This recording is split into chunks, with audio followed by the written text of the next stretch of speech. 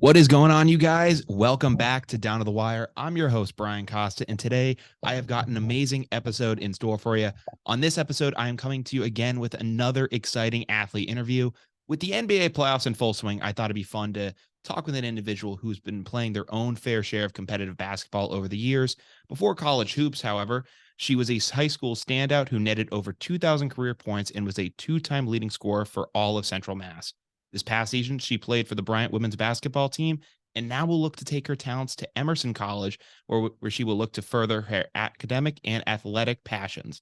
So, without any further ado, please welcome to the show, Brianna Frongillo. Bree, welcome to the show. Thank you. Thank you for having me. Absolutely. I know it was kind of last minute, and I know we had some technical difficulties, but I'm glad that we were able to finally get this thing off the ground. Yeah, me too. I'm really excited to be here. Yeah, I know that you just came from a final exam. How did that kind of all work itself out? I think it went pretty well. Yeah.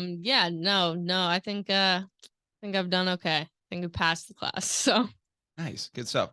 So yeah, I actually met you through Ari. So Ari works as a what was he? He was a practice player for the women's team. Yeah, so I first met Ari. He's a practice player. Yeah. I mean, I live with him, so I just didn't know the exact role.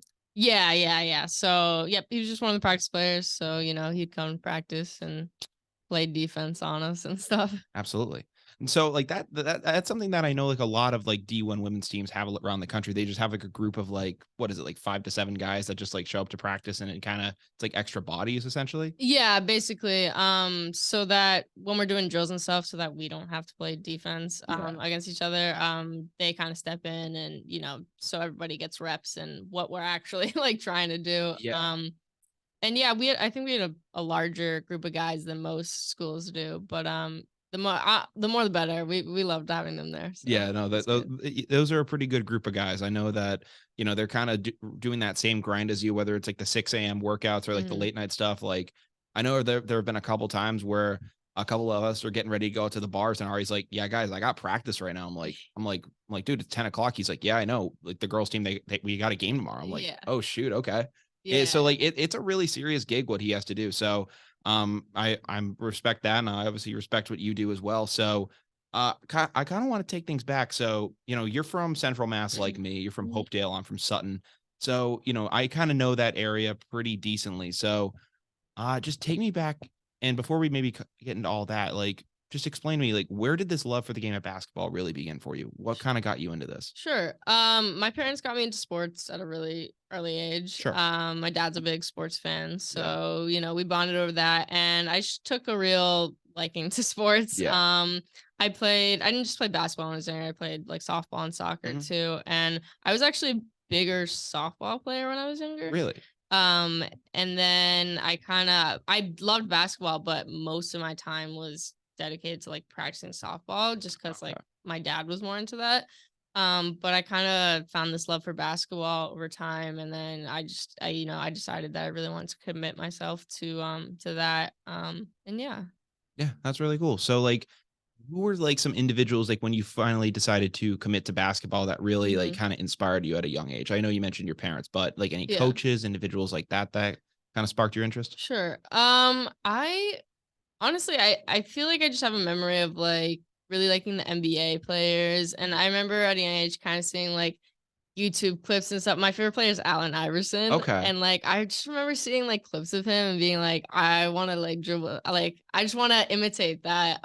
So yeah, there wasn't necessarily a coach, but like because as a young kid, my dad was my coach. Sure. And like he didn't play basketball when he was younger. Yeah. So like yeah, like try as he might to take credit, like he did not teach me about basketball. So That's awesome. Oh my God. But yeah, so like what kind of caught your eye with AI? Was there just like a certain I mean, like he's an outstanding player. Like Allen Iverson transcended the game of basketball. But was there just like anything particular about him, or was it just like his play style that really got you interested in him? Yeah, I mean, specifically like his ball handling, but like it's really fun to watch. And like there weren't people in the NBA at the time he was playing that could do stuff like that, where it was kind of took like this street ball kind of play style to professional athletics. And so like that was really interesting. And I just like he just felt like he had a real like swagger about him, which I just took a liking to. So I just liked watching him. Yeah, that's really cool.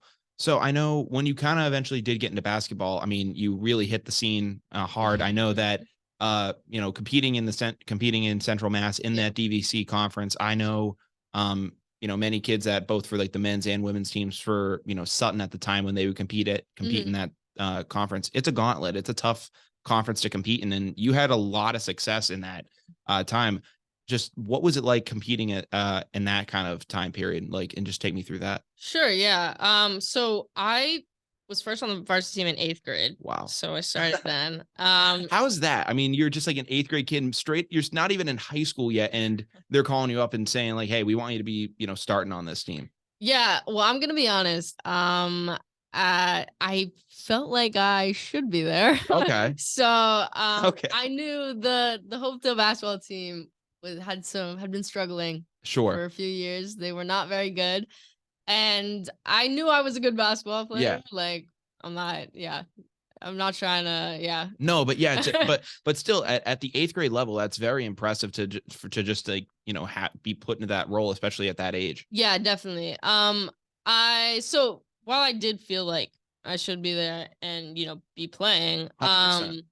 obviously like you're the youngest kid on the team and there's probably a lot of upperclassmen, might have something to say about the fact that this 8th grader is going to come in And and possibly get like, more playing time. yeah, play a ton of minutes or whatever.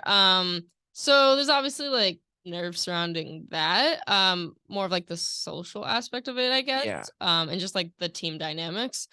But honestly, it worked out really. Like I had a really good year, like fun year. Not just like I had a good year on the court, like statistics wise, but my relationships with them were all really solid and That's like awesome. they liked me, so it worked out well. Yeah. So I know that you ended up like being able to, kind of turn that program around in your time there. You were able to lead the Hmm. team to state tournaments, different series such as that. Hmm.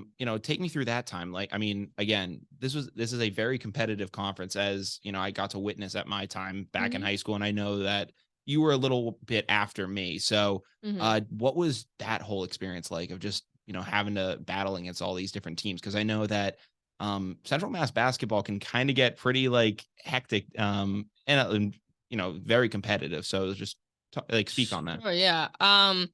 Yeah, I mean, like you said, it took me until my senior year to even make it to the state championship game. And fortunately we won that, but obviously every year prior to that, like we didn't even win districts. Yeah. Like so we had good years and stuff, but obviously the playoff time, like we ran into some competitive teams and we didn't get over that hump.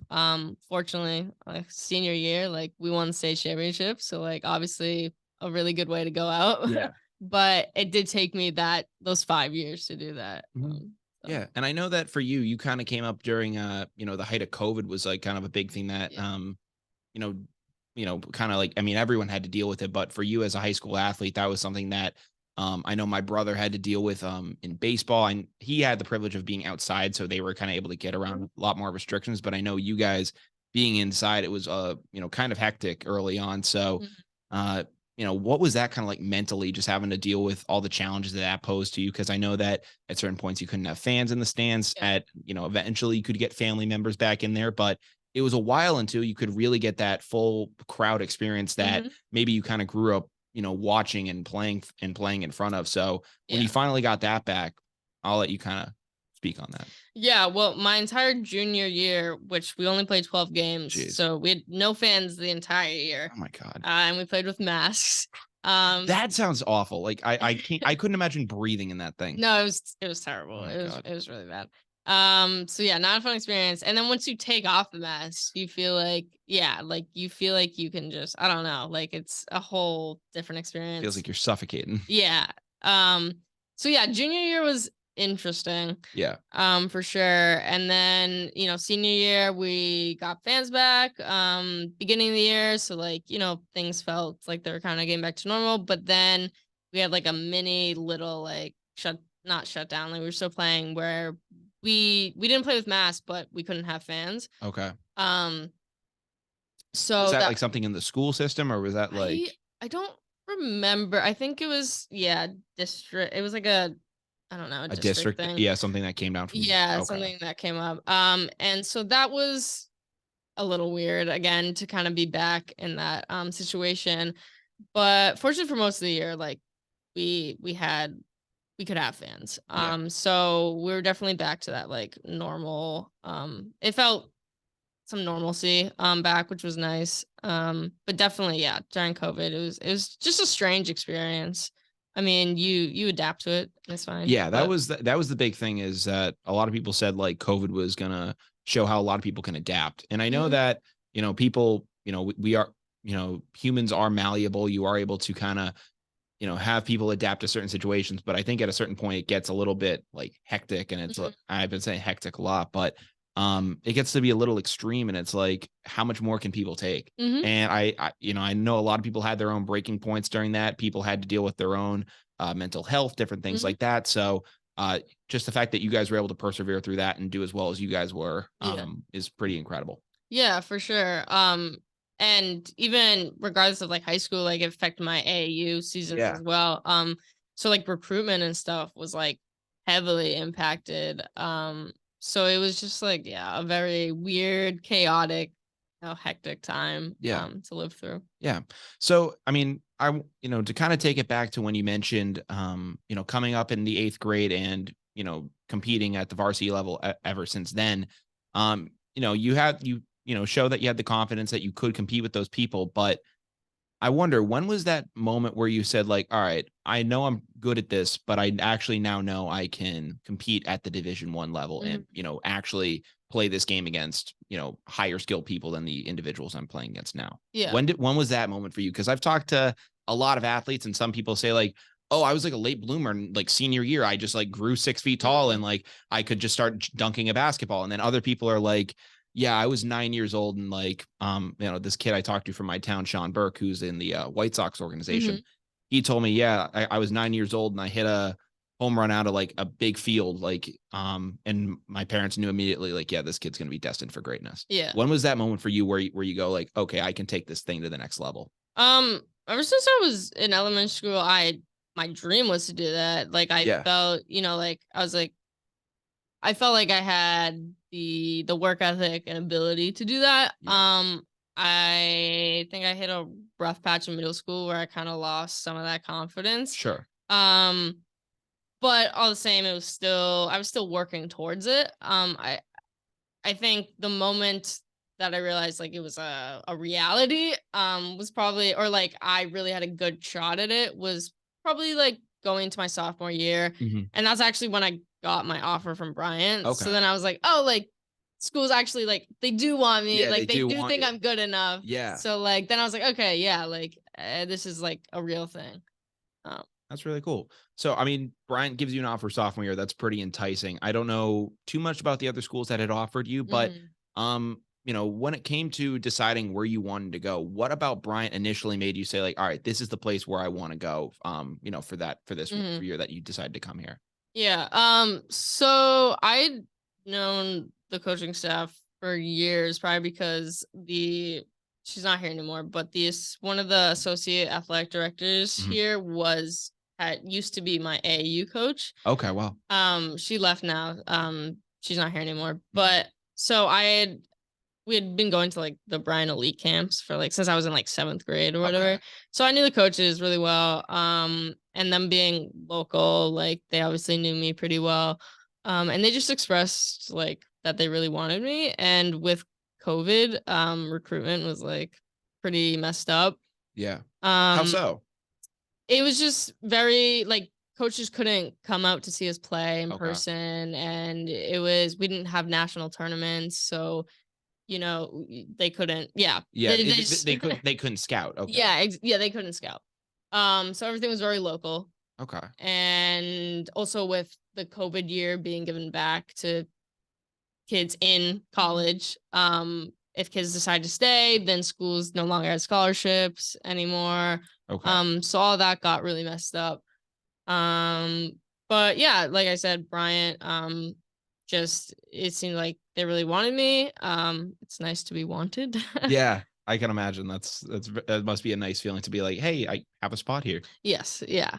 So that was enticing. And like I said, I had prior relationships. So, and for my parents, it was close to my home. They could come watch. So Yeah, no, absolutely. So, you make that call, you come to Bryant. So, when you eventually decide to, come onto campus, meet your new teammates, and it's kind of a different experience from what I can imagine, playing basketball in Central Massachusetts. Mhm. Like, not only because it's at the Division I level, but I know that you also have teammates that are from outside the US, like you have Mariona and Blanca, who are from Spain, and then you have Lucy, who is also from France. So to kind of have that different cultural dynamic as well, was that something that was that kind of took you by surprise? And like, I don't know. Yeah, I wouldn't say by surprise. I think Or just kind of was interesting. yeah, definitely interesting. I mean, I really like to get to know people from different backgrounds, Yeah. cultures.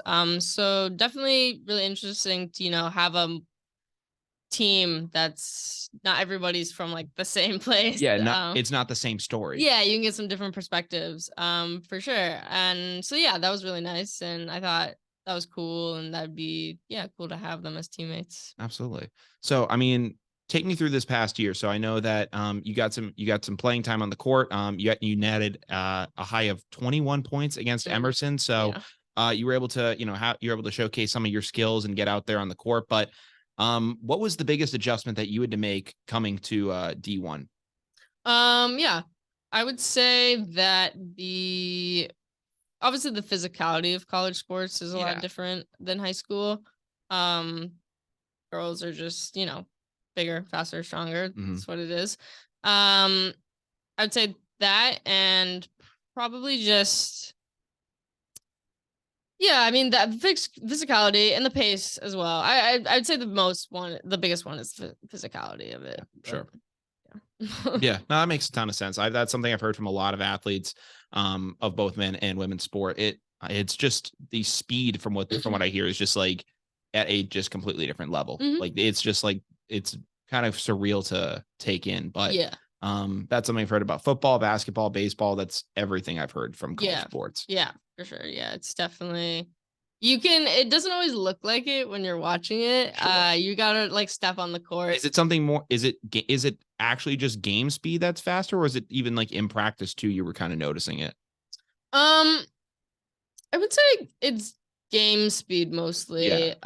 Also like I don't people don't realize how big a difference an extra like foot on each baseline makes. Okay. Like when you're running, like no, the court feels big. Yeah. Like running sprints, it's not fun on college court. That extra foot really. It actually sucks. Or extra 2 feet onto whatever side. Yeah. But yeah, no, it's not fun. No, that's crazy though. Wow. Yeah. So I gotta wonder what was, and I mean I mentioned kind of the biggest adjustments, but for yourself personally, what have you ever had like any really big obstacles that you've had to kind of personally overcome, like in your career? And if so, like, like what would those be? Yeah, I touched upon it a little in an earlier answer. But in middle school, I kind of went through a phase of not a lot of confidence in my basketball abilities. What led to that? Well, I this is gonna be some real honesty. Okay. So prior to middle school, I definitely thought I was a little too cocky Okay. in my abilities. I'll be honest. I Yeah. definitely needed to be humbled. And so I joined a new AAU program when I was going to 8th grade, and I was still like a very good player. Like Yes. I definitely belonged with the kids I was playing with, but I'd never been challenged the way that I was challenged with them. So you were able to just previously kind of go out there and take it. Yes. Yeah. So not to say that I got there and I was like, oh, like I'm not good at all. Like I'm so much worse. You were still competing. It was just like, it was like, wow, like I'm like, there are other people that can play at my level. Yeah. It was just like, that I was challenged that made me be like, oh, like I just like unraveled. So I lost a lot of confidence during that time period. And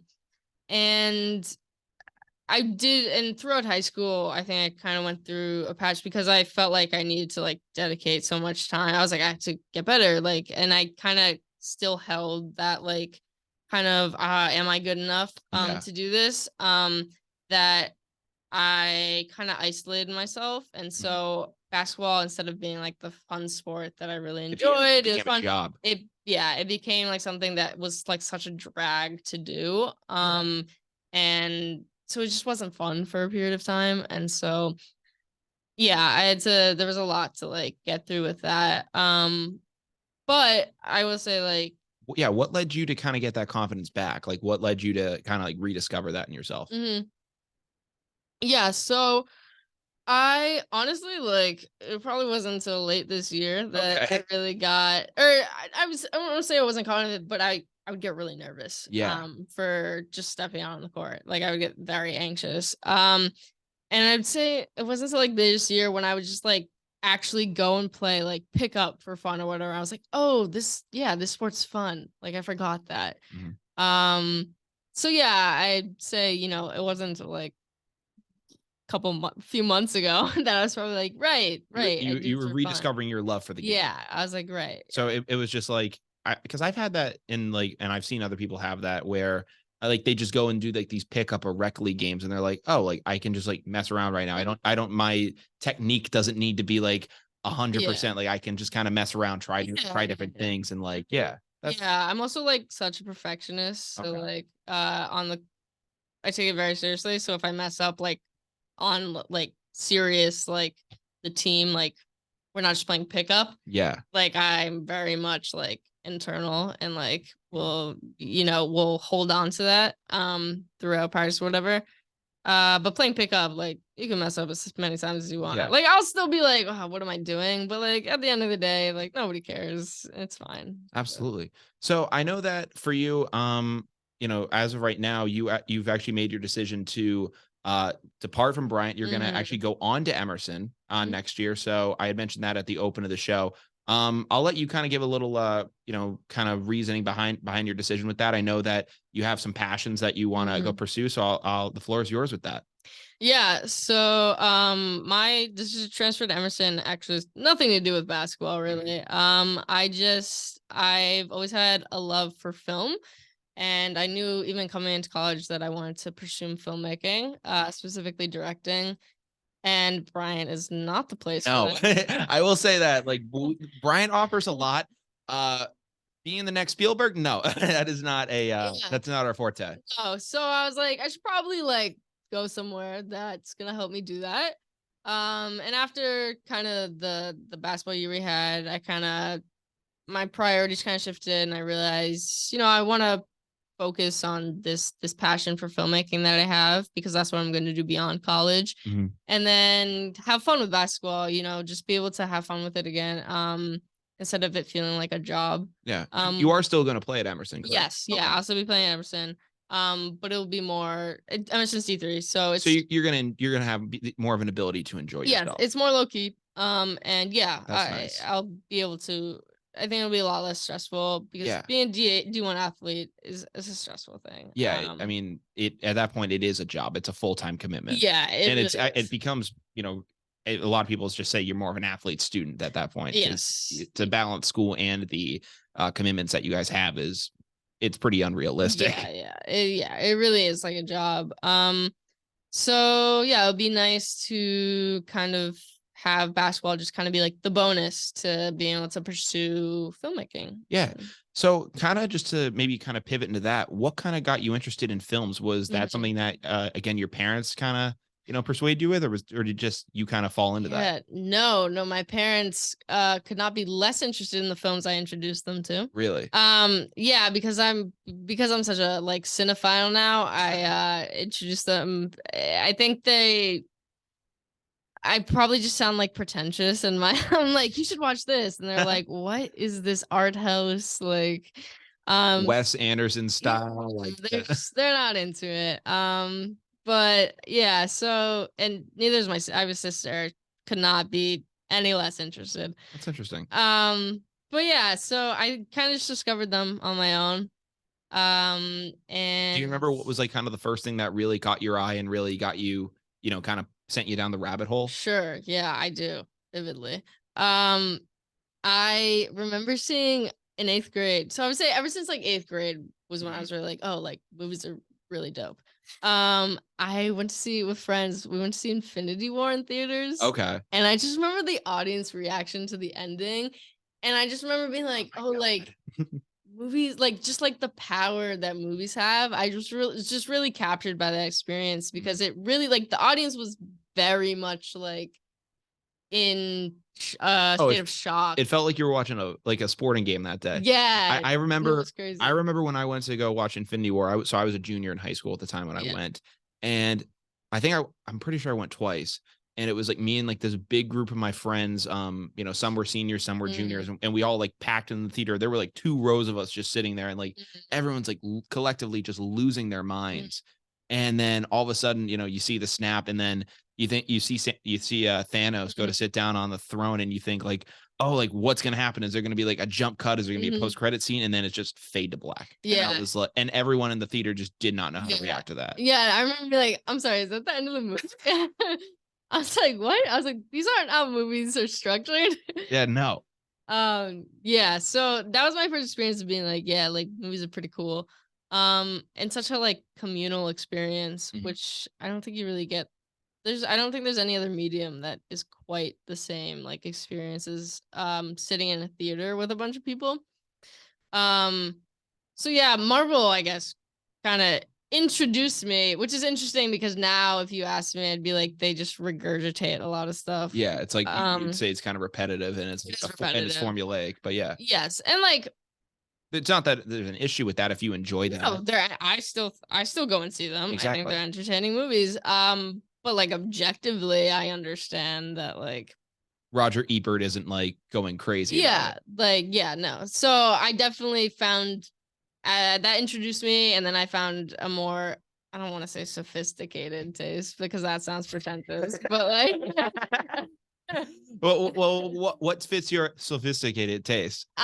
Just like more grounded films, I suppose. Okay. Or I don't know, just because I know that our house, we had you and a couple other people over. We watched a couple movies recently. We watched Once Upon a Time in Hollywood by Quentin Tarantino, which, funny enough, I first watched that movie on a plane to Fort Lauderdale.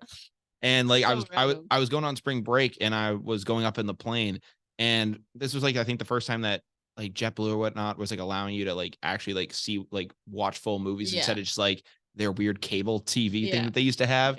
And I was like, all right, what can I watch? And I always had in the back of my mind that I was like, oh yeah, I want to watch Once Upon a Time in Hollywood, but like you have to pay like $7 on Amazon Prime. And I'm like, I don't need to watch it that bad. Yeah. And I saw it was free on the plane. I was like, oh hell yeah, I'm watching this. And it was like the exact length of time of the flight. I was like, this is gonna be an amazing time. I'm just gonna be able to sit down, and I love that movie. It's a great movie. It's so much fun. Yeah, it is. So I don't know what other movies. Yeah, I love movies like that for sure. Tarantino's great. I just recently, I mean, for someone who claims to love films, I embarrassingly saw Pulp Fiction for the first time a couple weeks ago. I still haven't seen it. Yeah, which is pretty embarrassing because I also enjoy movies, and I'm like yeah, Quentin Tarantino's great. I love Django Unchained. I love Once Upon a Time in Hollywood. And they're like, yeah, well, what about Pulp Fiction? I'm like, what about it? I'm like, I haven't seen it yet. No, for years I just lied to people. I was like, oh yeah, that movie's great. I was like, I've never seen it. What are your thoughts? Oh, it was great. Yeah, I really enjoyed it. I admittedly, I think Ari and me talked too much throughout it, so I think I missed some key plot points. But that's like one of my biggest flaws of when I'm at a movie. It's weird when I'm watching a movie by myself. I'm like dead quiet. I'm like just like I'm like studying it. But then as soon as you put another person in the room, I feel like I need to like be like a comedian. And it's like I like I commentate like every little thing. It's terrible, and I know that I do it, but I'm just like I feel like I need to like say this. That's so true. Yeah, because if I watch it by myself, I am like locked in. Yeah, like, I'm so observant of everything because I'm not just like on the story. Like I love looking at like the shots and why they chose certain things, the cinematography, the lighting. Yeah, lighting, all that stuff. And then as soon as you get another person there, I'm like, I gotta make jokes. Yes, 100%. Because I'm usually used to doing that. I usually kind of do that when it's like a bad movie and like it's a bad movie, so like you're supposed to talk during it and like they give you time to do it. But like sometimes it's like a serious movie and it's like and it's like a very like legitimate thing, and I'm just like, oh, like that's funny. I'm like, no, it's not. Yeah, It's no, not funny. just making like the darkest jokes, and like in any other circumstance, you'd be like, it's this like is horrible. it's like, what are you doing? No, yeah. But that's really interesting though. I know that we also watched Black Klansman the other night by Spike Lee. Another great movie. It is great. So that was I also wanted to watch that one, so that one was good. Yeah. Only other Spike Lee movie I'd watched besides that was Do the Right Thing. Yeah. Do the Right Thing, also a great film. Yeah, I had to watch that for my film studies class sophomore year. Yeah. Shout out Professor Hasler. She was great for that. But yeah. Yeah, the first time I watched Black Klansman was, I think it was the year it came out, so Really? like 2019-ish. And I loved it so much. That's really cool. It's actually I hadn't rewatched it since, so that was actually my first rewatch of it. Really? Yeah. I always find it kind of I always like I actually do like rewatching movies because I like to watch something on my own the first time and then rewatch it with friends because then it's like, all right, I kind of know what's coming and I can. Sometimes I almost feel like I want to like teach them through the scene. Oh yeah. I'm just like, you see in this scene he was trying to do this type of lighting to do blah blah blah, and I'm like, yeah, they probably hate me for that. Oh no, if I like watch a movie prior and then watch it with friends the entire time, I'm just, instead of watching the film, I'm trying to gauge what they think of it. I think the goal and what a lot of people have happen is like you want them to have the same reaction and experience that you did with it, and like take away the same messages that you did too. Yeah. And whenever you like there was like that, whenever there's like a big moment in a movie and you're like, oh my God, like this scene like changed my life. And like you look over at your friend, they're like, huh. I'm just like, dude, what is, I'm like, my mind starts to like melt. Yeah. Which is why I'm always sorely disappointed by introducing my parents to films that I watch, because they never have those reactions. And my dad, and like there'll be a really serious moment, and my dad, like the scene will end, and my dad feels that this is the perfect time to make like an obnoxious comment, and it just drives me up a wall. I'm just like, I can't do this. I was like, I can't watch this. You're ruining this movie for me.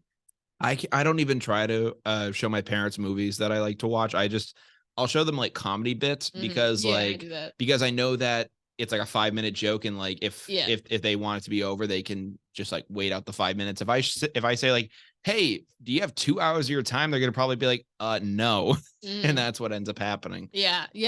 I've family movie night in my house is 2 hours of trying to find something to watch and then not watching anything because we can't agree on anything. So yeah. Is your name at the bottom of the selection list now because like they just don't go to you, or do they actually default to you? I wouldn't say they default to me. I think because most of the movies I want to watch by myself. Like I don't want to watch it with them. Yeah. So I'm just like, choose whatever you want. Yeah. But then even then, because all right, let's watch this, and I'm like, no, absolutely not. Like we're not watching that. So when you're going off to Emerson, I know that you want to get into directing, do certain filmmaking, things like that. Are there any filmmakers that you kind of maybe want not pay homage to, but want to take maybe take some inspiration from and kind of do that? I not necessarily filmmakers, but there are filmmakers that I love. Like I'm gonna butcher his name, but Denis Villeneuve. I don't know if I pronounced his last name, but he did like Arrival, Blade Runner 2049. I don't know why. I thought you were about to say Guillermo del Toro for a second. Really? I don't know why. I like when you said like Denis, I just Yeah. So yeah, he did Dune recently. Okay. Yeah. I still need to see that. Yeah, his movies are great. But so I love his films. And he's like, his sci-fi films are like crazy good. Yeah. So yeah, I definitely really admire him. But I just feel like if I really love a movie, I feel like I'm just always taking inspiration from like bits and pieces from different films, not necessarily like the filmmakers. There are some filmmakers that like Bill Hader, of course. We've talked about Bill Hader first. I love Bill Hader. Yeah, so like super funny performer, love him on SNL. He's great actor, everything. But I think we were talking about the what's it skit. It was the band SNL skit. The Casey Kasem. Like the Casey, yeah. Where he pretends to be his son. Such an obscure, right? Like it's only mentioned in one. It's like him and John Mulaney on like talking about his show Barry.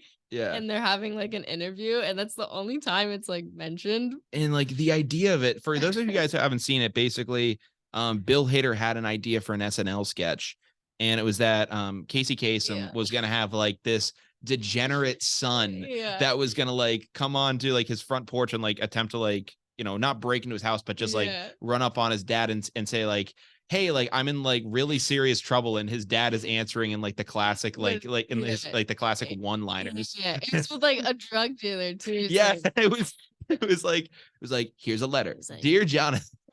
I'm in serious trouble.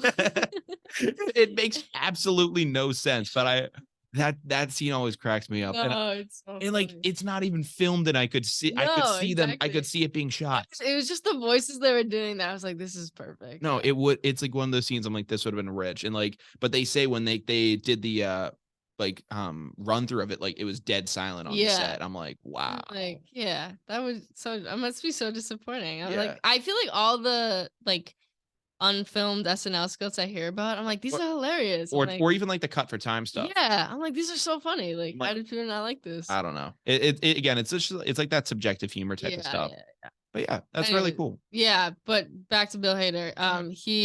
His show Barry. Don't know if anybody's seen it. I haven't, but I've heard good stuff. It's great. It's phenomenal. Highly recommend. But he's the creator of that show, and he's directed a significant amount of episodes, and I really love the style of that show and just the way that Bill Hader like directs it.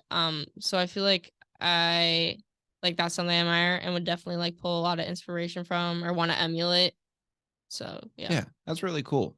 You know, I mean, this is like this seems probably like a very basic ass question, but if you had to like give me like your top 3, you know, all time movies, I guess at this point, as like as a self-proclaimed cinephile, what would they be for you?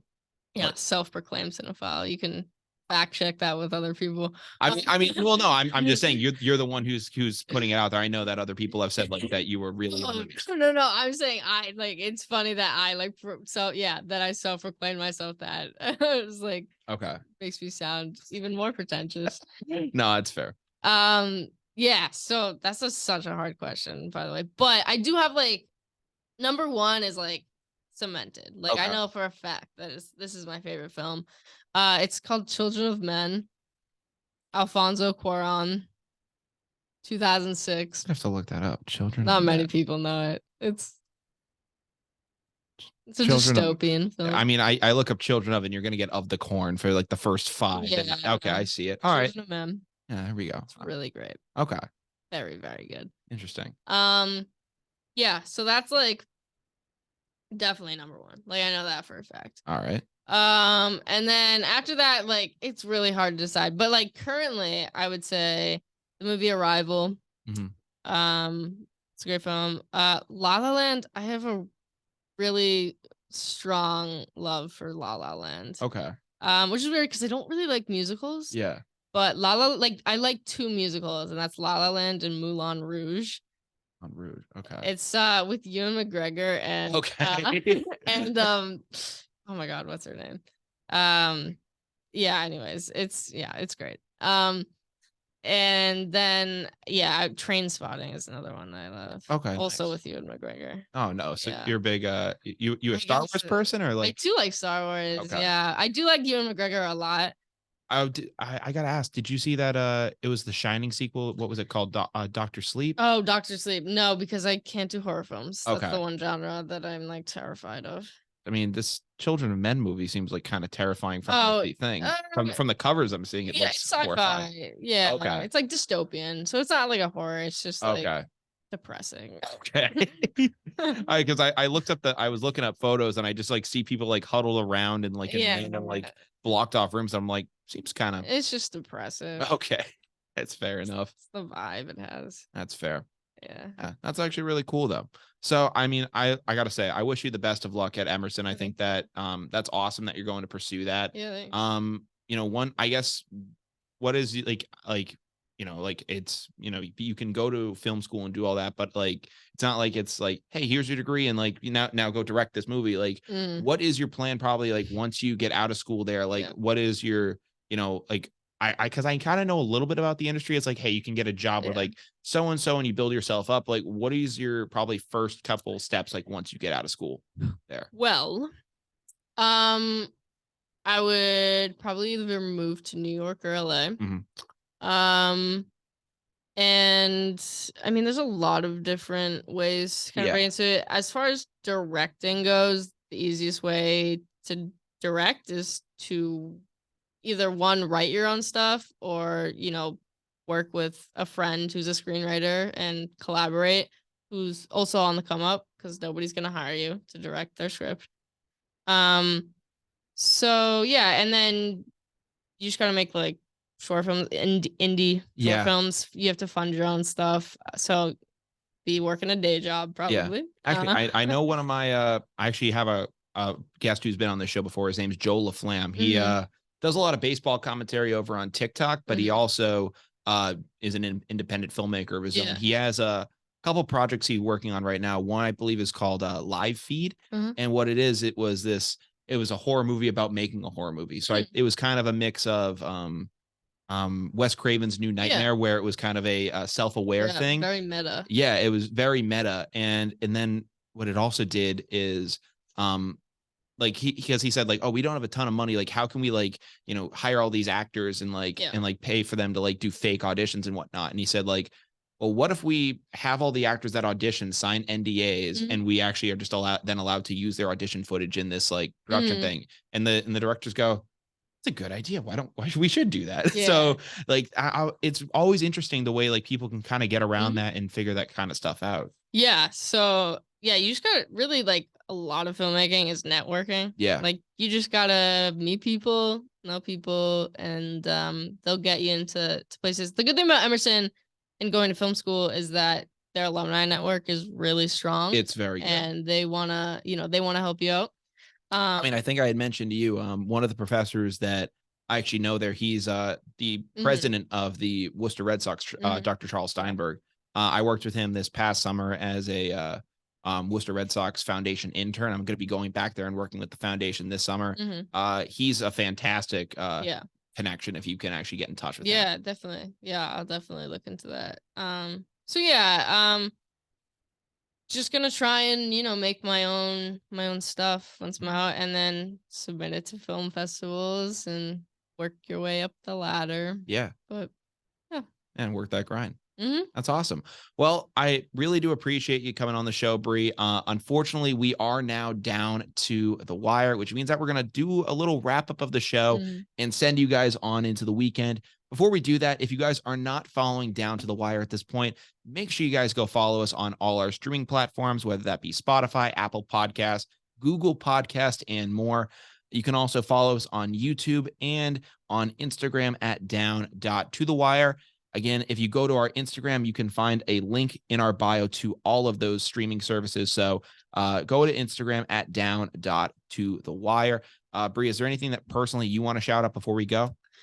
No, I've got nothing going on. So all right, yeah. So again, Bree Frongillo, thank you so much for coming back on the show. For coming on the show, not coming back on the show. I'm so used to having reoccurring guests, so I like to say that. But thank you for coming on the show. I really do appreciate it. We got to talk with her today about her basketball career, and then actually about some films and her passion for movies, which is something different than what we do on the show. But I always like to switch it up. So that was a ton of fun. Yeah, no, thanks so much for having me. I had a really good time. Absolutely. So you guys have been listening to WJMF 88.7 HD2 Smithfield, Providence.